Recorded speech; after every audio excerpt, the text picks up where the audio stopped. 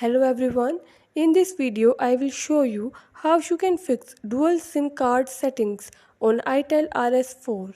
Before starting this video, please subscribe this channel. Let's start our video without wasting any time.